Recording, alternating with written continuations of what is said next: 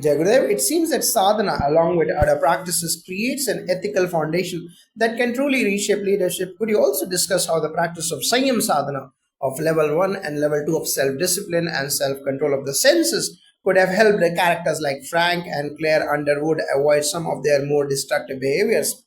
Absolutely, Jagudev. Sanyam sadhana of level 1 and level 2 or self discipline is a practice that cultivates control over one's thoughts, emotions, and actions. It encourages living a life of integrity where the mind is not swayed by external circumstances or impulsive desires.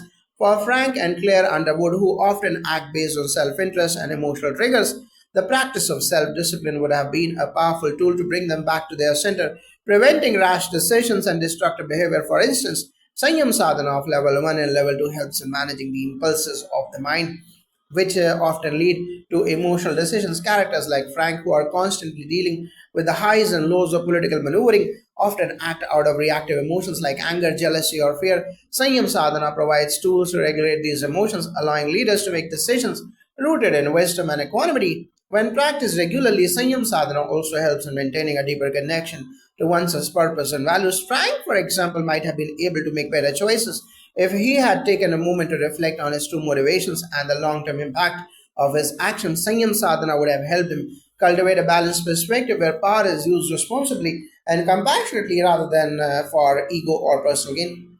That's such a profound way of framing leadership. Finally, many of the characters in House of Cards rely on secrecy and hidden agendas to maintain their positions. In this context, how can the practice of Padma Sadhana help individuals embrace transparency and integrity in their actions? Yes, Padma Sadhana, which focuses on the opening of the heart and aligning oneself with a higher spiritual consciousness, is all about honesty, authenticity, and service. Characters like Frank Underwood often thrive on secrecy, deception, and hidden agendas to secure the position of power. However, Padma Sadhana helps in cultivating an attitude of openness and integrity. When practiced consistently, Padma Sadhana opens up an individual's awareness and nurtures compassion. It creates an inner clarity where one's actions are aligned with truth and love, allowing a person to act transparently. This practice also helps to develop an inner sense of purity, reducing the temptation to hide behind lies or manipulate situations for personal gain. In the world of politics or business, transparency and integrity are key to building trust and fostering genuine connections with others. If leaders like Frank had used Padma Sadhana, they would have approached their power dynamics not by secrecy but through open dialogue, truth, and ethical strategies that benefit all involved rather than only themselves. It's clear that the art of living practices offer a transformative approach to leadership, one rooted in ethical decision making, emotional regulation, and self awareness. Thank you for such an enlightening conversation. Do you have any final thoughts on how these teachings can shift the way we approach leadership in today's world? Jayagurdev, thank you. My final thought is this: the true leadership does not come from manipulating others or using power to control people. It comes from understanding a deeper connection to each other and to the divine.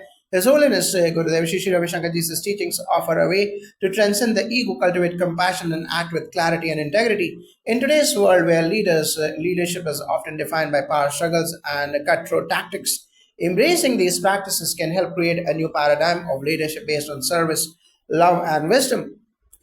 If we approach leadership with the tools of art of living, we create a positive ripple effect that not only transforms ourselves but also the organizations, communities, and societies we lead.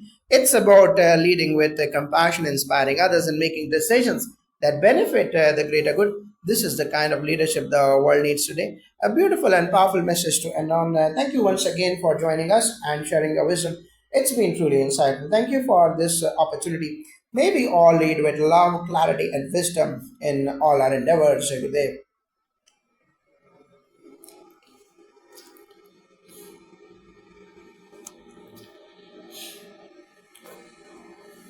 Jai Gurudev, thank you for those profound insights. Let's now delve into the concept of ethical leadership in the context of power struggles. How can art of living practices help a leader who is surrounded by deceit, manipulation, and betrayal, like Frank Underwood in House of Cards, find balance and ethical clarity in such a toxic environment? This is a critical question. In House of Cards, we see Frank constantly navigating a sea of manipulation and deception to climb to the top.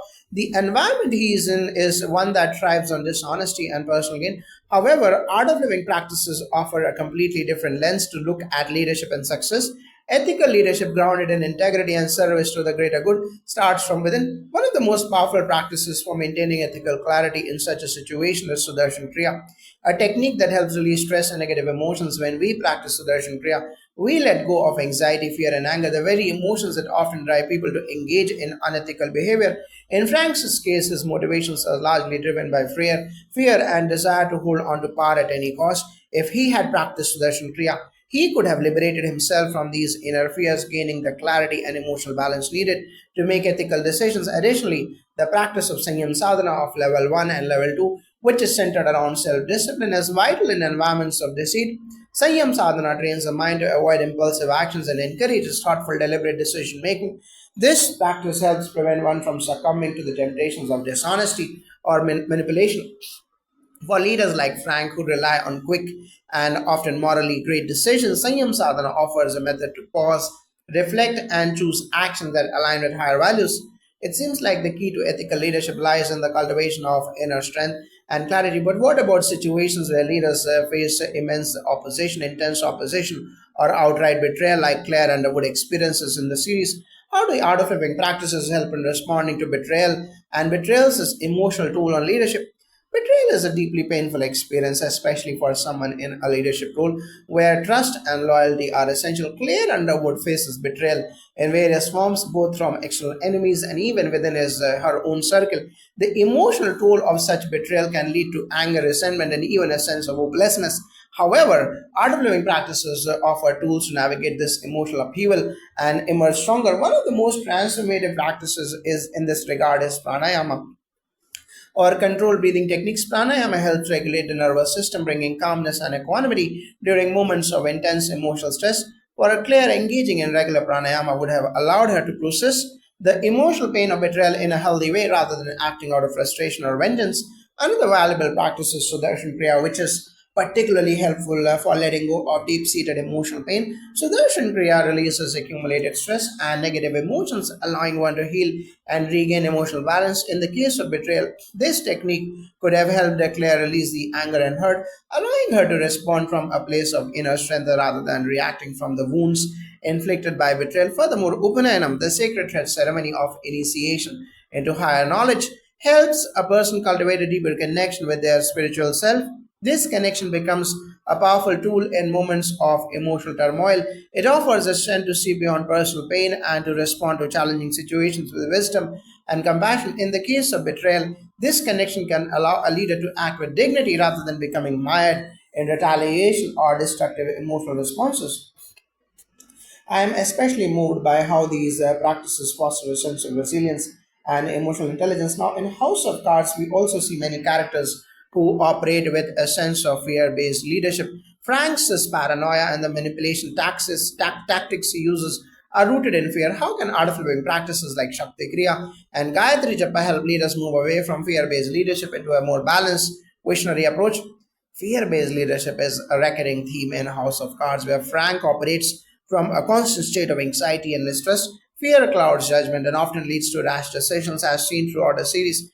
In contrast, the teachings of His Holiness Gurudev Sri Sri Ravi Shankar Ji emphasize the importance of moving beyond fear and into a space of inner confidence, calm, and clarity. Shakti Kriya, which involves awakening the inner energy, is a powerful technique to help individuals access their deeper sense of power. When practiced regularly, Shakti Kriya awakens both mental and spiritual strength, allowing individuals to respond to situations with confidence rather than fear.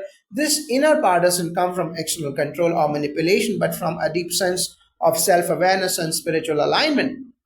For Frank, had he embraced Shakti Kriya, he might have found his strength not through power struggles but through internal confidence, which would have allowed him to act with wisdom and clarity. Similarly, Gayatri Japa, the chanting of the Gayatri Mantra, is an ancient Vedic practice that invokes divine wisdom and illumination. This practice helps in cleansing the mind of negative thought patterns, including fear, doubt, and insecurity. For leaders who face high pressure situations and constant threats to their position, Gayatri Japa offers a sense of divine guidance, helping them to act in alignment with their highest values rather than from a place of fear or anxiety. When leaders operate from a foundation of Shakti Kriya and Gayatri Japa, they create a leadership style that is both resilient and visionary. based on inner strength and spiritual alignment. They are less likely to engage in power plays out of fear, but more likely to inspire trust, innovation, and harmony among those they lead. Jai Gurudev.